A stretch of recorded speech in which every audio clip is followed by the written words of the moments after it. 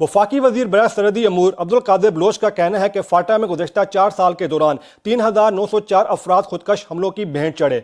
वफाकी वजीर बराए सरहदी अमूर अब्दुल कादिर बलोच ने अपने तहरीर जवाब में बताया कि फाटा में गुज़श्ता 4 बरस के दौरान खुदकश हमलों और दहशत गर्दी के वाक़यात में 3,904 बेगुनाह अफराद मौत की वादी में धकेल दिए गए, जबकि इस दौरान 3,062 अफराद जख्मी भी हुए। जवाब में तफसीली तौर पर बताया गया है कि 2013-14 के दौरान 709 अफराद जान की बाजी हार गए, 2014-15 में 1,094 अफराद, 2015-16 के दौरान 1,100 और 2017 के दौरान 997 अफराद खुदकश हमलों में शहीद हुए। वफाकी वजीर के मुताबिक हुकूमत की जानिब से शोहदा के लवाहिकीन को बतौर हर्जाना 33 करोड़ 10 लाख अदा किए गए।